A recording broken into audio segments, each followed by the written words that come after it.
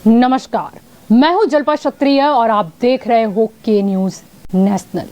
उत्तर प्रदेश, पंजाब, उत्तराखंड, गोवा और मणिपुर में विधानसभा चुनाव के नतीजे आज घोषित हो जाएंगे। सिर्फ इन चुनाव राज्यों की ही नहीं बल्कि पूरे देश की नजरें इन राज्यों के राजनीतिक भविष्य पर टिकी हुई है, क्योंकि इन राज्यों के चुनावी नतीजे साल 2024 में होने वाले लोकसभा चुनाव पर भी असर डालेंगे। आज शाम तक तस्वीर पूरी तरह से साफ हो जाएगी कि इन राज्यों में सत्ता की चाबी किस पार्टी के हाथ लगेगी।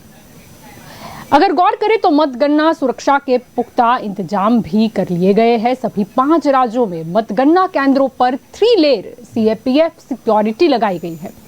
अब आपको यह भी बता दें कि उत्तर प्रदेश के चुनाव नतीजों पर हर किसी की नजर है और केंद्र में मुख्यमंत्री योगी आदित्यनाथ है। चुनाव नतीजे आने से पहले मुख्यमंत्री योगी आदित्यनाथ ने मंदिर पहुंचकर पूजा अर्चना भी की। आपको वैसे बता दें कि एग्जिट पोल में एक बार फिर भाजपा की सरकार बनती हुई दिख रही है। पंजाब की बात करें तो पंजाब के मुख्यमंत्री चरणजीत सिंह चन्नी ने चुनाव नतीजों से पहले रोपड़ के गुरुद्वारा में जाकर माथा टेका। पंजाब में कांग्रेस ने चरणजीत सिंह चन्नी की अगुवाई में चुनाव लड़ा है, जबकि आम आदमी पार्टी ने भगवंत सिंह मान को अपना सीएम उम्मीदवार बनाया। आपको यह भी बता दें कि नतीजों से पहले उत्तराखंड के पूर्व मुख्यमंत्री और कांग्रेस के नेता हरीश रावत ने भी पूजा अर्चना की। उत्तराखंड में देखा जाए तो कांग्रेस और भाजपा के बीच कांटे की टक्कर है और हर किसी की नजर अब चुनावों पर है। उत्तर प्रदेश की बात करें, उत्तराखंड की बात करें और गोवा की बात करें या फिर मणिपुर की बात कर ले तो कहीं ना कहीं एग्जिट पोल में यह अंदेशा मिल रहा है कि सत्ता में फिर से वापसी भाजपा कर सकती है। अलग अलग एग्जिट पोल के नतीजों में बीजेपी को स्पष्ट बहुमत मिलता हुआ भी दिखाई दिया था, जबकि इस रेस में कांग्रेस दूसरे नंबर पर दिखी थी। आपको ये भी बता दें कि एग्जिट पोल के ये नतीजे बीजेपी के हक में होने का दावा कर रहे हैं। पंजाब की बात करें तो पंजाब में भाजपा के प्रदर्शन में सुधार होने की भी उम्मीद जताई जा रही है। अब आपको ये भी बता दें कि उत्तर प्रदेश में कुल 7 चरण में चुनाव हुए थे, जिसमें 10 फरवरी, 14 फरवरी, 20 फरवरी, 23 फरवरी, 27 फरवरी, 3 मार्च और 7 मार्च को चुनाव हुए थे।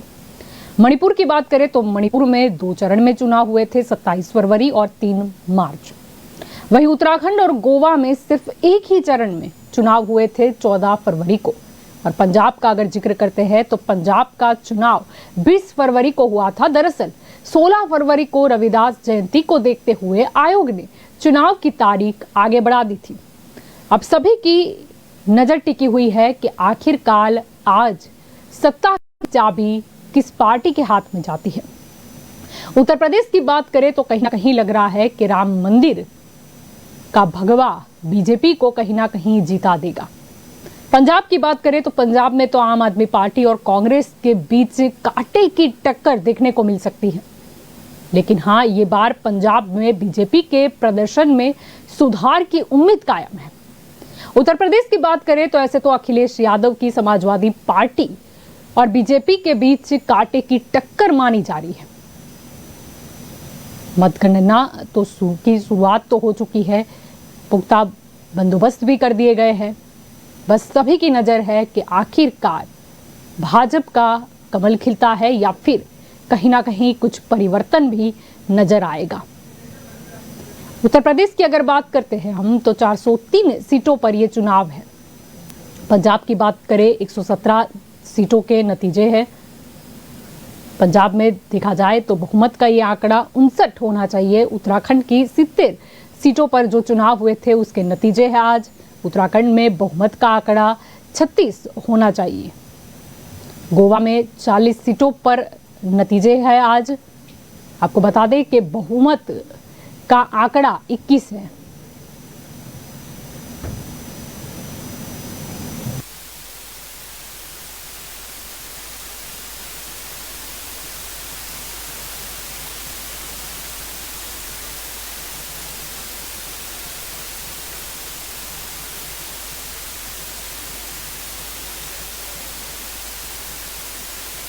भी बता दें कि मणिपुर की 60 सीटों के नतीजे आज आने वाले हैं।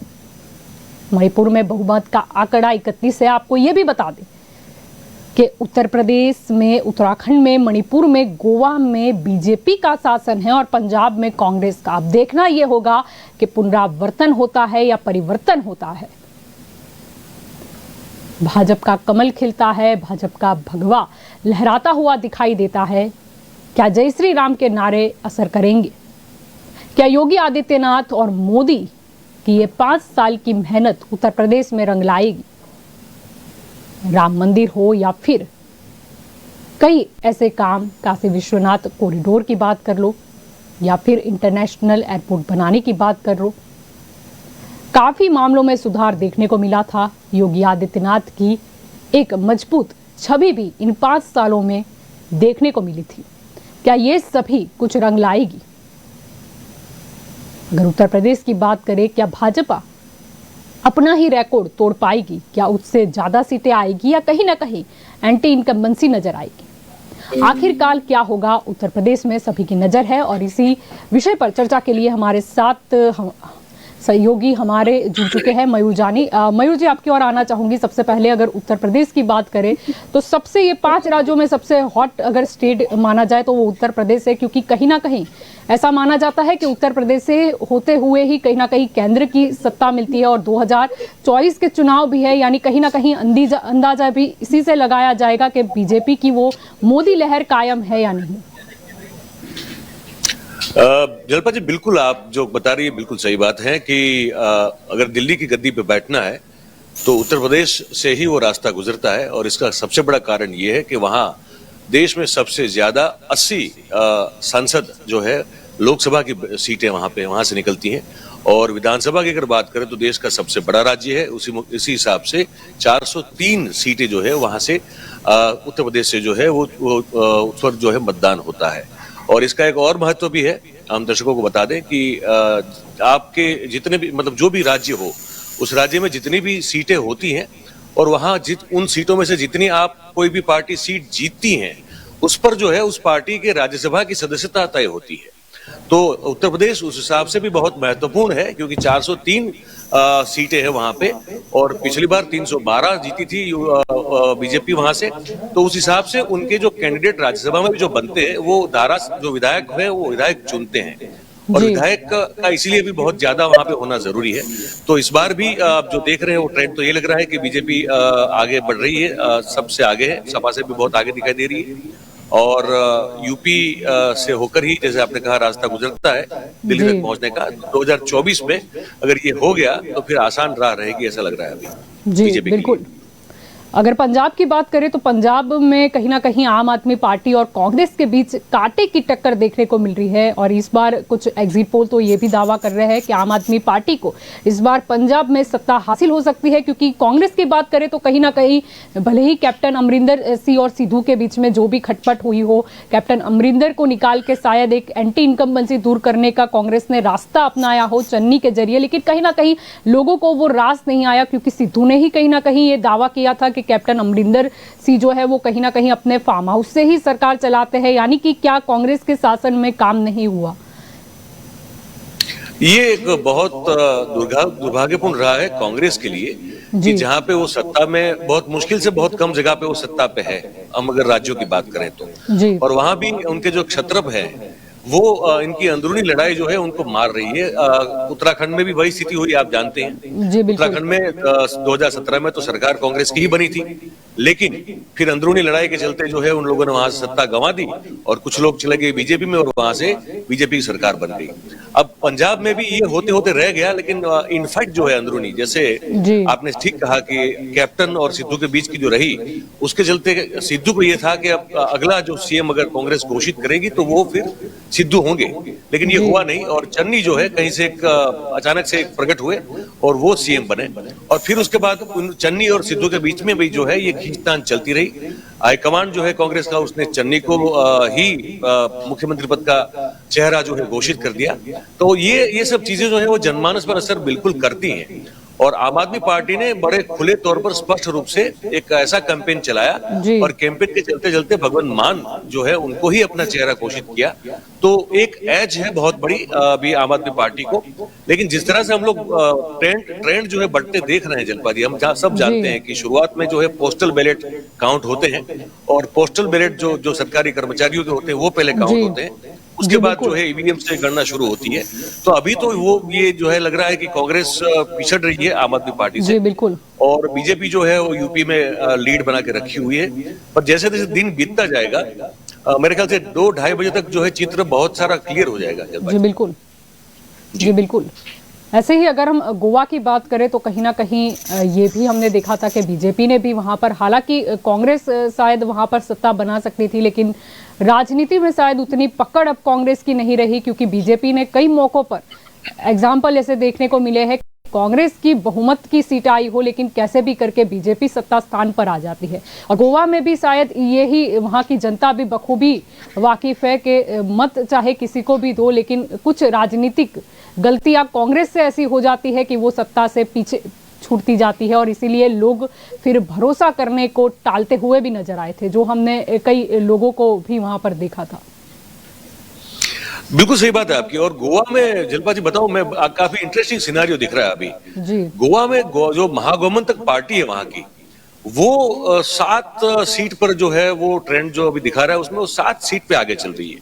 और ये अगर ये 7 सीट की अगर उसने जो ट्रेंड में अभी आगे चल रही है वो अगर बढ़त बना के रखी तो काफी एक हंग असेंबली वाला मामला जो है, जो एक प्रेडिक्ट भी किया जा रहा था कि गोवा में शायद किसी एक पार्टी की सरकार न बन पाए और एक हंग असेंबली का मामला खड़ा हो जाए, तो वो अभी की जो शुरू के रुझान है तो उसमें तो हमको ये देखने को मिल रहा है कि गोवा में महागठबंधन पार्टी अगर बहुत छोटा सा राज्य, हम सब जानते हैं, एक हमारे यहाँ जितने वार्ड में जितने वोटर्स होते हैं उतने वहां एक कंस्टिट्यूंसी में वोटर हैं गोवा में।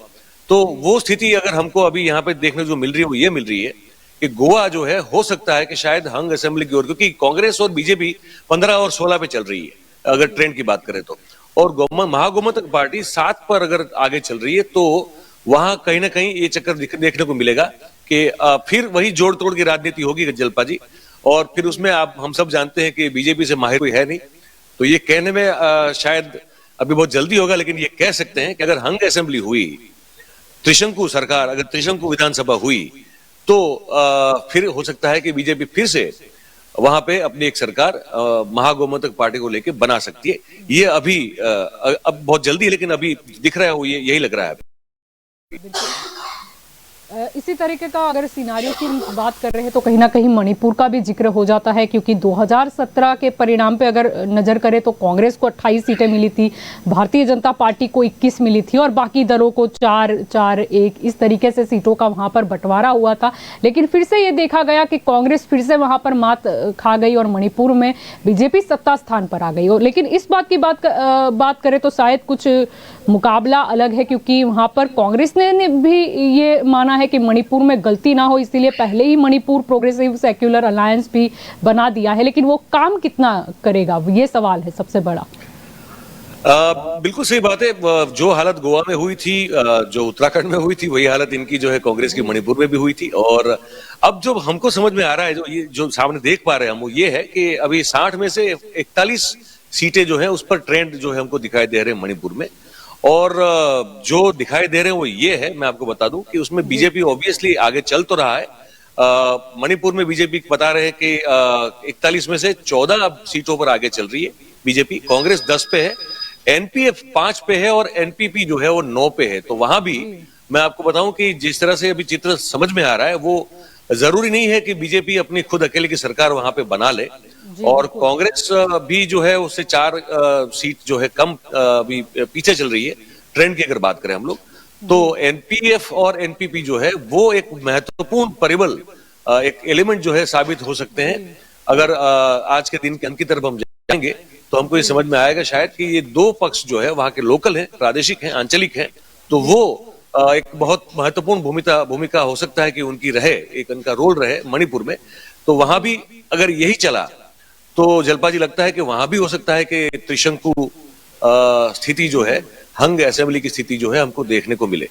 जी जी बिल्कुल। उत्तराखंड का अगर जिक्र करते हैं तो कहीं ना कहीं याद आ जाता है कि जैसे ही उत्तराखंड के सीएम ने पहले ही ये कह दिया है कि ये बार पहाड़ी लोगों की जो नाराजगी है उसको दूर करने के लिए भूमि कानून लाने की उन्होंने पहले ही घोषणा कर दी थी, यानी शायद उसका असर भी ये चुनावों में देखने को मिल सकता है बीजेपी के फेवर में। जी बिल्कुल।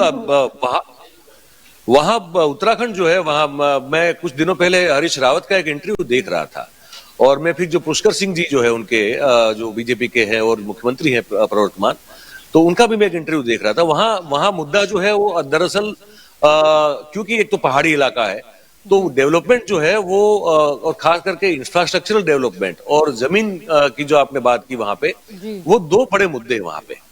क्योंकि जब पहाड़ का इलाका होता है तो हम सब जानते हैं कि अगर पॉलिटिकल विल पावर अगर मजबूत ना हो तो इंफ्रास्ट्रक्चरल डेवलपमेंट और टूरिज्म का जो डेवलपमेंट है, अब क्योंकि उत्तराखंड तो वैसे भी हम सब जानते हैं कि देवभूमि कहा जाता है उसको, हमारे बहुत बड़े बड़े तीर्थस्थान जो है हिंदू धर्म के वो वहां पे हैं। तो उस तरह से उस राज्य का उस स्टेट का जिस तरह से डेवलपमेंट होना चाहिए था वो अभी हो नहीं पाया है। और जमीन के मामले में वहां ये जो स्थिति है वो मांग काफी लंबे समय से वहां पे लोगों की जो है पेंडिंग पड़ी हुई है। अब बीजेपी का ये हाल है कि वो उन्होंने दावा तो किया है कि इस चीज को जो है वो लोगों की जो मांग है उसको पूरा करेंगे, पर कांग्रेस ने इस बार बहुत कोशिश की और बहुत जोर लगाया हुआ है, लेकिन अभी जो ट्रेंड दिखाई दे रहे हैं उसमें तो यही लग रहा है जलपा जी कि वो पीछे ही चल रहा है। और अभी शुरुआती दौर में तो बीजेपी जो है वहां पे कांग्रेस से आगे लीड बनाते हुए चलता हुआ दिखाई दे रहा है। एक इंटरेस्टिंग बात यह है जलपा जी कि आम आदमी पार्टी ने उत्तराखंड में बहुत इस बार जोर लगाने की कोशिश की, और एक रिटायर्ड आर्मी अफसर है, उनका नाम मुझे अभी एग्जैक्टली याद नहीं आ रहा है, शायद कोश्यारी या ऐसी कुछ सरनेम है उनकी, वो उनकी बड़ी बहुत स्वच्छ और बहुत मजबूत छवि है उत्तराखंड में। तो उनको उन्होंने जो है उत्तराखंड में आम आदमी पार्टी ने अपना एक वो चेहरा बनाया हुआ था, और उनको आगे लेके बहुत सारे वहां भी वादे और प्रोमिस किए गए थे। लेकिन अभी जो रुझान देख रहे हैं हम, तो उसमें कांग्रेस और बीजेपी ही जो है वो हमको दिख रही है। आम आदमी पार्टी उत्तराखंड में कहीं भी एक सीट पर भी जो है कहीं ट्रेंड कर रही हो, कहीं लीड कर रही हो, ऐसा अब तक हमको देखने को नहीं मिल रहा है जलपा जी। जी बिल्कुल, शुक्रिया मयूर जी, आप जुड़े। तो आज हम चर्चा कर रहे हैं और नतीजों पर गौर कर रहे हैं कि आखिर किसकी फेवर में क्या नतीजे आते हैं, किसे सत्ता की चाबी हासिल होती है। यहाँ पर हम चर्चा इसीलिए भी कर रहे हैं, विस्तार पूर्वक भी कर रहे हैं, क्योंकि ये जो चुनाव है वो चुनाव भले ही एक दिन के हो, लेकिन कई महीनों से हम कुछ देख रहे थे आक्षेप प्रति आक्षेप। अगर उत्तर प्रदेश की बात करते हैं तो उत्तर प्रदेश में तो कई चुनावी मुद्दे आए, कभी गन्ना आया, कभी जिन्ना आया, कभी काली टोपी आई, कभी लाल टोपी आई, कभी बुलडोजर आया, या फिर कहीं ना कहीं बाहुबली की गूंज सुनाई दी। अब देखना यह होगा कि उत्तर प्रदेश में आखिर क्या होता है। वैसे तो योगी आदित्यनाथ अपने कड़क रुख के चलते ये पहले ही साफ कर चुके हैं कि उन्होंने बाहुबलियों को तो वहां से खदेड़ा है, लेकिन जो भी बचे कुचे हैं उन पर भी बुलडोजर चला दिया जाएगा। अगर उत्तर प्रदेश की हम बात करते हैं तो कहीं ना कहीं बीजेपी की ओर से ये भी कहा गया था कि उनके जो चुनावी मुद्दे थे उसे पूर्ण करने के लिए उन्होंने भरपूर प्रयास किए हैं, और साथ ही जो काम की शुरुआत उन्होंने इन 5 सालों में की है शायद उसे और आगे ले जाने के लिए 5 साल और लगेंगे, जिसकी वजह से लोग उन्हें वोट भी दें। पंजाब का भी हम यहाँ पर साथ साथ जिक्र कर रहे थे, और पंजाब में भी बड़ा साफ है, क्योंकि ये बार अगर हम अकाली दल की बात करें तो उसने बसपा का हाथ मिला लिया है। बीजेपी की बात करते हैं तो कैप्टन अमरिंदर सिंह की जो पंजाब लोक कांग्रेस है और सुखदेव ढींढसा की जो शिरोमणि अकाली दल है उसके साथ बीजेपी ने समझौता किया हुआ है। क्या ये समझौता रंग लाएगा, या फिर कैप्टन अमरिंदर सिंह जिन्होंने ही 2017 में कांग्रेस को एक विजय दिलाई थी, क्या वो कुछ असर कर पाए? ये बार शायद ऐसी टेस्ट चरणजीत सिंह चन्नी का भी है, क्योंकि देखा गया था कि कैप्टन अमरिंदर सिंह को निकालने के बाद ही चन्नी को कमान सौंप दी गई थी पंजाब में। अब यहाँ पर एक रुझान तो आ ही रहे हैं, अब शाम तक पिक्चर बड़ी क्लियर हो जाएगी कि आखिर किसे कहाँ सत्ता हासिल होती है। अभी भी अगर हम पंजाब का ही जिक्र कर रहे हैं तो सीएम चन्नी दोनों सीटों पर अभी तो पीछे चल रहे हैं। ऐसे भी पंजाब की अभी की बात करें तो कई और दिग्गज भी है जो पीछे नजर आ रहे हैं। नवजोत सिद्धू की अगर बात करें तो वो तीसरे नंबर पर अभी चल रहे हैं। कैप्टन अमरिंदर सिंह और मनप्रीत बादल भी अभी पीछे चल रहे हैं। आपको बता दें कि पंजाब का मुकाबला बड़ा तगड़ा होने वाला है, क्योंकि आम आदमी पार्टी की बात करें, जो कहीं ना कहीं दावा कर रही थी कि वो सत्ता में हासिल हो सकती है। और यही पंजाब पर चर्चा करने के लिए हमारे साथ पंजाब के हमारे जो ब्यूरो है वो हमारे साथ जुड़ चुके हैं, देव शर्मा। देव जी, आपकी ओर सीधे ही आना चाहूंगी, क्या लगता है पंजाब में इस बार क्या माहौल दिखाई दे रहा है? जी जल्पा, बता दें आज के दिन का सभी को बड़ी बेसब्री से इंतजार था। तो जैसे ही दिनचर्या चढ़ा है, सभी जो सियासी उम्मीदवार थे वह जिस भी तीर्थ स्थान पर गए और उन्होंने यही अपनी मनोकामनाएं की कि परमात्मा उन्हें विजय बनाए। और अगर 117 सीटों की बात करें, पंजाब की 117 सीटों में से बता दें इस समय जो सबसे आगे चल रही है, क्योंकि पहले राउंड का रिजल्ट है वो आ चुका है, तो 52 सीटों पे अभी आम आदमी चल रही है। तो इस समय सबसे बड़ी पार्टी के रूप में अभी आम आदमी दिख रही है। अगर दूसरे नंबर पे बात करें तो कांग्रेस इस समय 37 सीटों पर आगे चल रही है। इसी के साथ ही श्रोमणी अकाली दल की बात करें, वह 21 सीटों पर आगे चल रही है, और बीजेपी है जो 7 सीटों पर आगे चल रही है। जी। तो कहने का तात्पर्य यह है कि अगर पहले राउंड के रिजल्ट की बात करें तो कुल मिला के आम आदमी अभी सबसे आगे जो बढ़त बनाई है वह 52 सीटों पर आम आदमी चल रही है। तो अभी पहले राउंड का नतीजा जो सामने आया है, और अगर जिला मोहाली की बात करें तो अभी हल्का खरड़ में अनमोल गगनमान है, आम आदमी की प्रत्याशी वह आगे चलती हुई नजर आ रही हैं। और जो मोहाली में है कुलवंत सिंह है, वह भी आगे चलते हुए नजर आ रहे हैं। तो आने वाला जो अगले राउंड होंगे तो मुकाबला बड़ा इंटरेस्टेड लगता हुआ नजर आ रहा है, पर फिलहाल आम आदमी है जो बढ़त बनाए हुए पहले राउंड में नजर आ रही है। जी जी। वैसे ये बार मुकाबला इसीलिए भी पंजाब का काफ़ी उसमें भी रहा केंद्र में, क्योंकि हमने देखा था कि पहले कैप्टन अमरिंदर सिंह जो राज कर रहे थे पंजाब में, और अचानक से इस सिक्तू के साथ उनके कुछ विवाद हो गए, जिसके चलते ही कांग्रेस ने फिर अपना एक नया सीएम उतारा, एक दलित चेहरा उन्होंने उतारा। क्योंकि कहीं ना कहीं भाजपा की बात करें, आम आदमी पार्टी की बात करें, अकाली दल की बात करें या बसपा की बात कर ले, कहीं ना कहीं वो चुनावों को देखते हुए पहले ही ये अंदेशा दे चुकी थी कि अगर चुनाव के परिणाम उनके फेवर में होते हैं तो वो पंजाब को पहली बार एक दलित मुख्यमंत्री देगी। लेकिन कांग्रेस ने शायद मास्टर स्ट्रोक खेलते हुए पहले ही परिवर्तन कर दिया, चरणजीत सिंह चन्नी को मैदान में उतार दिया। यानी ये मुकाबला चन्नी के लिए भी कहीं ना कहीं उनके भविष्य को लेकर एक बहुत ही बड़ा दिन होने वाला है। जी बिल्कुल जल्पा, जैसे कि 2 हलकों में चरणजीत चन्नी को कहा गया है, और जैसे कि इलेक्शन लड़ते हुए नजर भी आए हैं, और जैसे कि पहले कांग्रेस में इलेक्शन से पहले ही घमासान मच गया था। कैप्टन अमरिंदर अपनी पार्टी एक अलग बना गए थे, बीजेपी के साथ अलायंस कर गए थे, और इधर नवजोत सिद्धू और बाकी जो कांग्रेसी दिग्गज लीडर हैं उनमें भी काफी अनबन देखने को मिल रही थी। पर उसके बाद जो सब कुछ साफ हो गया, उन्होंने कहा कि हम एक हैं और हम इलेक्शन लड़ेंगे, तो कांग्रेस एक हुई और कांग्रेस ने इलेक्शन लड़े। और पर उसमें साफ तौर पर एक चीज सबसे बड़ी जो देखने में मिली है कि कांग्रेस इस समय दूसरे नंबर पर चल रही है। 37 सीटों से जो कांग्रेस है वह बढ़त बनाए हुए है, जो पहले राउंड का जैसा कि हमने बताया। पर आश्चर्य तब हुआ कि क्योंकि एग्जिट पोल लगातार 2 दिन से दिखाए जा रहे थे एग्जिट पोल, और चर्चाएं, माहौल बड़ा गर्म था, क्योंकि आम आदमी को इस समय पंजाब में देखा जा रहा था कि ये एक तीसरा धड़ ऐसा बनाया आम आदमी जो कि एक बड़ा चेंज ला सकता है। बट अब सबसे बड़ी बात यह रहेगी कि पहले राउंड के रिजल्ट सामने आने के बाद अगले राउंड देखने बड़े महत्वपूर्ण रहेंगे कि अगले राउंड में जो रिजल्ट है वह क्या रंग रूप लेता है। जी बिल्कुल। पंजाब का अगर हम जिक्र करते हैं तो कहीं ना कहीं आम आदमी पार्टी की भी हम बात कर रहे हैं, जिनको कहीं ना कहीं एग्जिट पोल में वो सत्ता में हासिल उन्हें मिल जाएगी, ये दिखाई दे रहा था। भगवंत मान को उन्होंने सीएम का चेहरा बनाया हुआ है। क्या लगता है, क्या पंजाब की जनता भगवंत मान का स्वीकार करेगी? देखिए, भगवंत मान बड़े बेबाकी से जिस तरह उन्होंने इलेक्शन से पहले बड़े तूफानी दौरे किए, हालांकि देखने को यही मिला कि उन्हें भरपूर जो पंजाब वासियों का प्यार मिला है। और सुबह भी अगर आज की बात करें तो सबसे पहले उनकी माता उनसे मिली है, और उनके गांव में इस समय जो प्रबंध हम बता दें, तरह तरह के प्रबंध किए जा रहे हैं, मिठाइयां हैं, जलेबियां बनाई जा रही हैं। उम्मीद है लोगों को, पंजाब वासियों को यही उम्मीद है कि आने वाला जो चेहरा है मुख्यमंत्री का वो पंजाब के भगवंत मान रहेंगे। पर जी ये तो आने वाला समय ही बताएगा, क्योंकि जल्दी अगले 1-2 घंटे में जो साफ स्थिति है पंजाब की क्लियर हो जाएगी। पर उम्मीदें बड़ी है लोगों को, क्योंकि लोग चाहते हैं, लोगों की एक ही आवाज है कि वह कुछ चेंज चाहते हैं।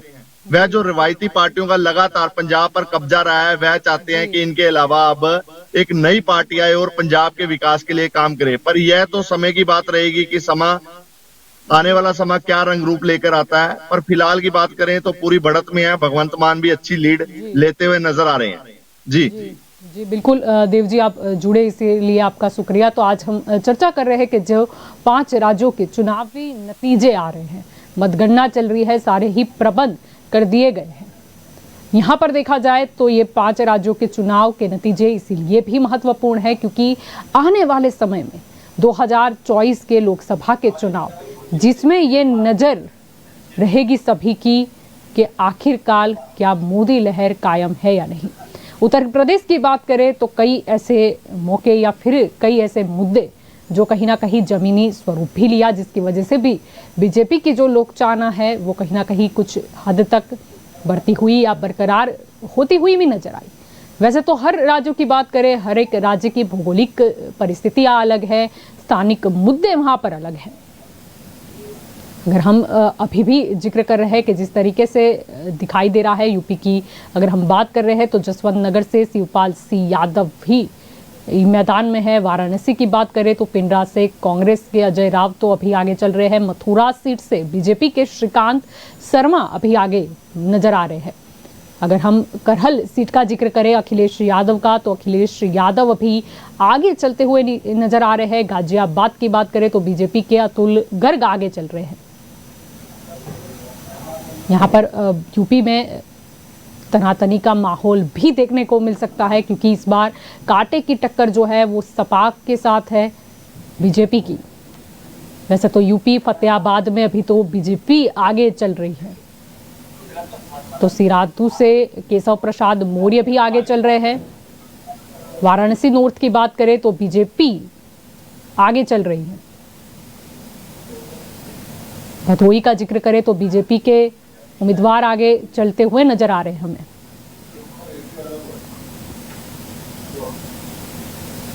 तो यहाँ पर एक के बाद एक रुझान आ रहे हैं। शाम तक स्पष्ट हो जाएगा कि किसे सत्ता मिल सकती है, क्या बीजेपी अपने खुद का रिकॉर्ड इस बार तोड़ पाती है या नहीं। आपको साथ में ये भी बता दें कि गोरखपुर सदर से सीएम योगी आदित्यनाथ इस वक्त आगे चल रहे हैं। वाराणसी कैंट का जिक्र करें तो बीजेपी के सौरभ श्रीवास्तव भी इस वक्त आगे चल रहे हैं। नोएडा से बीजेपी के पंकज सिंह भी बढ़त बनाए हुए हैं। आपको यह भी बता दें कि जसवंत नगर से शिवपाल सिंह यादव आगे चल रहे हैं। तो वाराणसी के पिंडरा से कांग्रेस के उम्मीदवार आगे चलते हुए दिखाई दे रहे हैं। पहले राउंड की बात करें तो आजम खान और अब्दुल्ला अभी आगे चलते हुए नजर आ रहे हैं। मुकाबला बड़ा तगड़ा नजर आ रहा है। गाजियाबाद से तो बीजेपी के अतुल गर्ग आगे दिखाई दे रहे हैं। यहाँ पर बहुत ही स्पष्ट दिखाई दे रहा है, जहां जहां बड़े उम्मीदवार है यूपी में वो कहीं ना कहीं बढ़त बनाए हुए हैं। मतगणना की बात कर रहे हैं तो काफी तगड़ी इस वक्त व्यवस्था भी की गई है क्योंकि कई मौकों पर देखा जाता है कि उम्मीदवार हो या फिर कार्यकर्ता हो, आपस में भिड़ंत हो जाती है। सुरक्षा का कड़ा बंदोबस्त इस वक्त भी हम देख सकते हैं। आपको ये भी बता दें कि गाजियाबाद से भी बीजेपी के उम्मीदवार आगे बढ़ रहे हैं। अंबेडकर नगर की बात करते हैं तो बीएसपी की सबाना आगे चल रही है। लखनऊ कैंट की बात करें तो बीजेपी के ब्रजेश पाठक आगे चल रहे हैं। गोरखपुर सदर hot seat CM Yogi Adityanath आगे चल रहे हैं।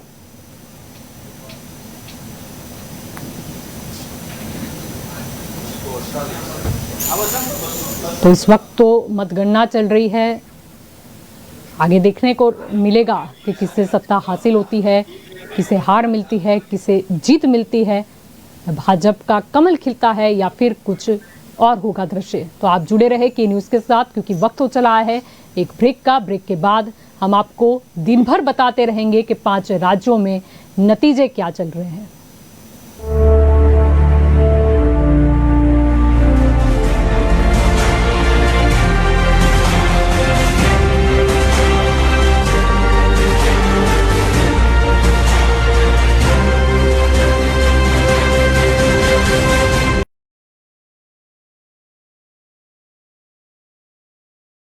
દૂરંદેશી નિર્ણય અને મક્કમ આયોજનથી રમતગમત ક્ષેત્રે રાષ્ટ્રીય અને આંતરરાષ્ટ્રીય સ્તરે ગુજરાતને ગૌરવ અપાવનાર યશસ્વી વડાપ્રધાન શ્રી નરેન્દ્ર મોદીના વરદ હસ્તે ખેલ મહાકુંભના 11મા સંસ્કરણનો શુભારંભ અને ગુજરાતની નવી સ્પોર્ટ્સ પોલિસી 2022ની જાહેરાતનો ભવ્યાતિભવ્ય અને રંગારંગ કાર્યક્રમ તારીખ 12 માર્ચ 2022 સાંજે 6 કલાકે સરદાર પટેલ સ્ટેડિયમ અમદાવાદ આપ સૌને ભાવભર્યું આમંત્રણ છે।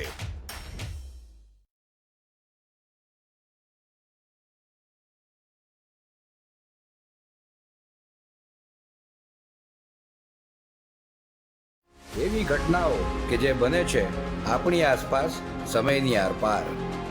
જોવી છે ચાલાક ડિપ્લોમેટ્સની કહાણીઓ તો જુઓ આપણી આસપાસ સમયની આરપાર। સોશિયલ મીડિયાની ટચ સ્ક્રીનથી ડિજિટલ દુનિયાની વાતો આપણી આસપાસ સમયની આરપાર। પરિવાર સાથે માણી શકાય એવો કાર્યક્રમ એટલે આપણી આસપાસ સમયની આરપાર।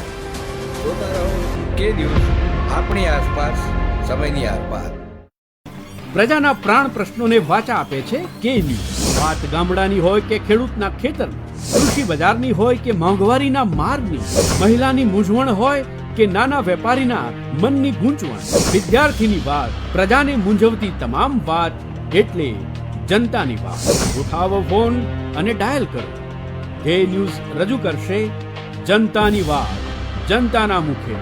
દર રવિવારે સાંજે 7:30 થી 9:30 મેરેથોન માહિતી રજૂ કરતો ફોન ઇન કાર્યક્રમ જનતાની વાત।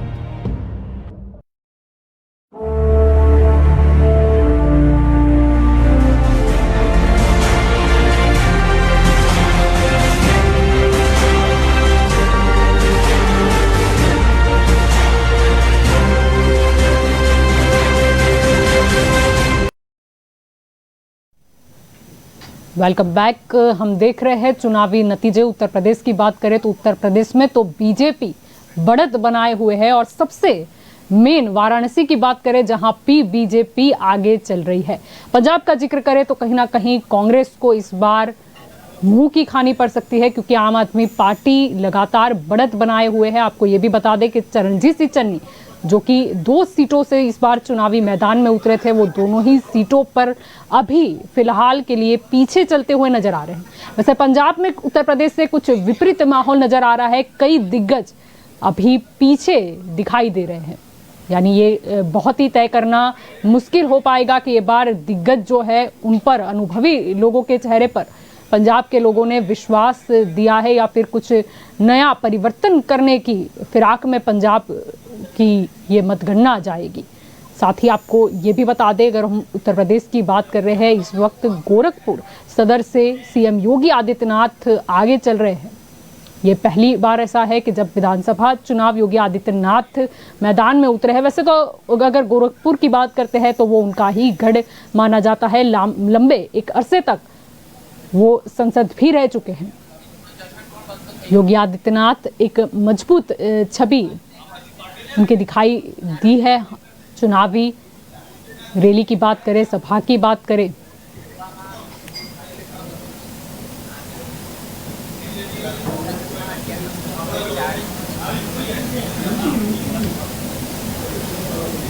जी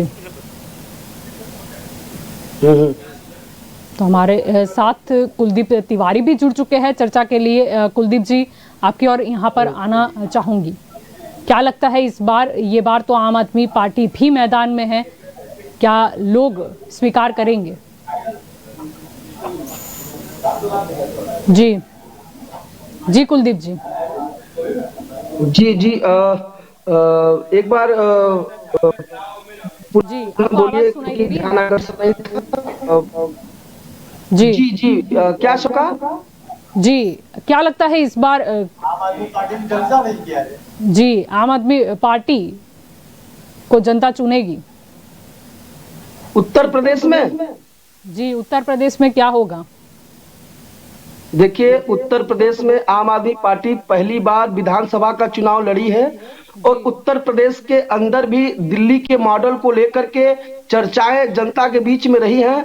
अगर आप उत्तर प्रदेश की ही बात करेंगे तो आम आदमी पार्टी अपनी पूरी दिल्ली मॉडल को लेकर के चुनाव मैदान में उतरी थी और चुनाव लड़ी है।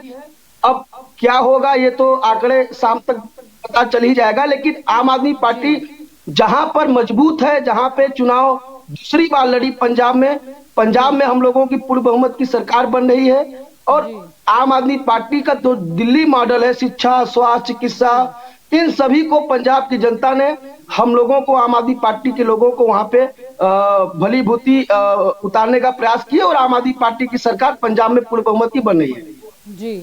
और गोवा के अंदर भी, गोवा के अंदर, उत्तराखंड के अंदर भी आम आदमी पार्टी बिल्कुल ही त्रिशंकु सरकार में अपना सहयोग करेगी और आम आदमी पार्टी वहां पे किंग मेकर बन के उभरेगी। जी बिल्कुल। इस वक्त वैसे तो रुझान भी यही दिखा रहे हैं कि आम आदमी पार्टी की जीत हो सकती है पंजाब में, लेकिन साथ ही ये देखने को रहेगा, क्योंकि दिल्ली की बात करें तो दिल्ली में तो दिल्ली मॉडल काफ़ी सहयोग मतलब लोगों ने दिया है उसे, लेकिन अगर पंजाब की जिक्र करते हैं तो कहीं ना कहीं वहाँ पर भौगोलिक दृष्टि से शायद पंजाब के स्थानिक मुद्दे अलग हैं। वहाँ पर किसानों का जो मुद्दा है वो काफ़ी अहम नज़र आता है। वैसे तो केजरीवाल जी ने भी बड़ी घोषणाएं की थी किसानों की समस्याओं को लगते हुए कि वो उन्हें किस तरीके से सुलझाएंगे। आगे क्या लगता है, पंजाब में अगर लोगों ने भरोसा दिया तो आम आदमी पार्टी पंजाब को कितना आगे लेकर जाएगी? दिल्ली में जिस तरीके से अरविंद केजरीवाल जी ने गारंटी दिया था कामों को लेकर के, आम आदमी पार्टी ने दिल्ली में जिस तरीके से काम किया, पंजाब की जनता उसी कामों से प्रभावित होकर के अगर हम लोगों को पूरा सरकार बनाने का मौका दिया तो हम लोग आम आदमी पार्टी, अरविंद केजरीवाल जी और भगवंत मान जी वहां के जो मुख्यमंत्री होंगे वो पंजाब से ही है। उन्हें पता है कि पंजाब के अंदर किन किन समस्याओं से जूझ रही थी पंजाब की जनता, तो पंजाब की जनता को देखते हुए आम आदमी पार्टी सभी बुनियादी कार्यों पर काम करेगी और पंजाब के अंदर आम आदमी पार्टी एक ऐतिहासिक काम करेगी जैसे दिल्ली में आम आदमी पार्टी ने काम किया। जी बिल्कुल। अगर हम उत्तर प्रदेश का जिक्र करें तो शायद ये पहला ऐसा मौका होगा कि अगर शायद जिस तरीके से हमने देखा कि आम आदमी पार्टी भी वहाँ पर उतरी थी, डोर टू डोर कैंपेन भी उन्होंने किया था। यहाँ पर देखना ये भी होगा कि आम आदमी पार्टी को अगर उत्तर प्रदेश में कहीं सीटें मिलती है, क्योंकि 2024 का इलेक्शन भी 2 सालों के अंदर आ जाएगा, यानी आम आदमी पार्टी के लिए शायद यही मौका है 2 साल का कि वो ज़्यादा से ज़्यादा राज्यों में अपनी जो जमीनी जो स्तर है उसे बढ़ा सके, ताकि 2024 में उसका भी एक वजूद राष्ट्रीय पार्टी के मुकाबले दिखता हुआ नजर आए। क्या लगता है उत्तर प्रदेश में जो भी हो परिणाम, लेकिन क्या आम आदमी पार्टी इसी तरह उत्तर प्रदेश में जमीनी स्तर पर लोगों के प्रश्नों को लेकर दिखाई देगी? बिल्कुल बिल्कुल। लगातार हम लोगों ने पिछले 3 सालों से उत्तर प्रदेश के अंदर बुनियादी समस्याओं को लेकर के, चाहे छात्रों की बात हो, चाहे किसानों की बात हो, चाहे हाथरस में महिला को रात्रि में जल गया, तमाम मुद्दों को लेकर के आम आदमी पार्टी के राष्ट्रीय प्रवक्ता और उत्तर प्रदेश के प्रभारी संजय सिंह जी ने उत्तर प्रदेश में जनता के बीच में जा करके भारतीय पार्टी नकारात्मक सोच और इन जो तमाम के खिले सड़कों पर आंदोलन किया जी, लेकर के लखनऊ तक छात्रों नौजवानों को रोजगार के हम लोगों ने खुद पैदल 200 किलोमीटर की यात्रा किया। तो पार्टी पूरे तरीके से उत्तर प्रदेश में अपना प्रभाव डाल पहला चुनाव था विधानसभा का, लोकसभा चुनाव में दिल्ली देश के अंदर आदमी पार्टी के एक लहर और आम आदमी पार्टी लोकसभा आगामी आदमी केजरीवाल ही देश के प्रधानमंत्री होंगे। ये हम नहीं कहेंगे, पूर्णता कहेगी, ये मैं आपके चैनल के माध्यम से बताना चाहता हूँ।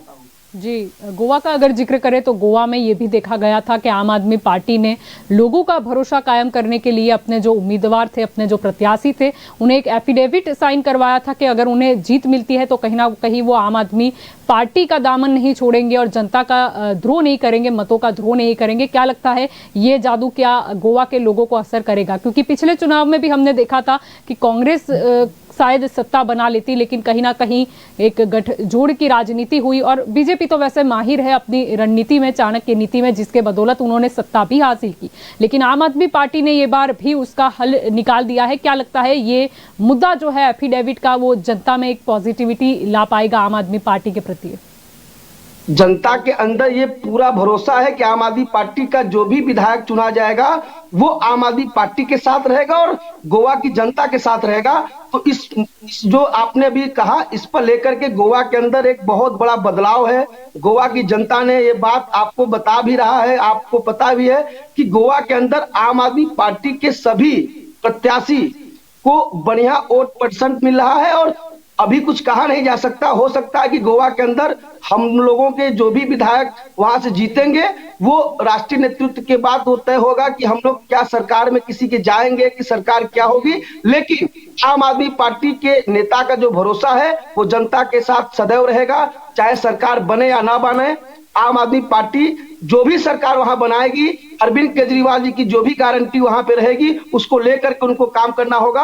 अन्यथा वहां किसी भी प्रकार की आम आदमी पार्टी का कोई भी विधायक, कोई भी आम आदमी पार्टी का नेता भारतीय जनता पार्टी और कांग्रेस पार्टी के बीच में नहीं जाएगी। जी बिल्कुल, शुक्रिया आप जुड़े हमारे साथ। तो आज हम चर्चा कर रहे हैं कि जिस तरीके से आज मतगणना चल रही है, 5 राज्यों में जो चुनाव हुए थे उसके नतीजे हैं आज। हम आपको लगातार यहाँ पर दिखाए रहे हैं कि रुझान क्या चल रहे हैं। उत्तर प्रदेश की बात हो, चाहे गोवा की बात हो, उत्तराखंड की हो, पंजाब की हो या मणिपुर की हो, बीजेपी का पुनरावर्तन होगा या कहीं परिवर्तन होगा। आप लगातार जुड़े रहे के न्यूज़ के साथ। हम आपको बताते रहेंगे दिन भर कि आखिर क्या आ रहे हैं चुनावी नतीजे।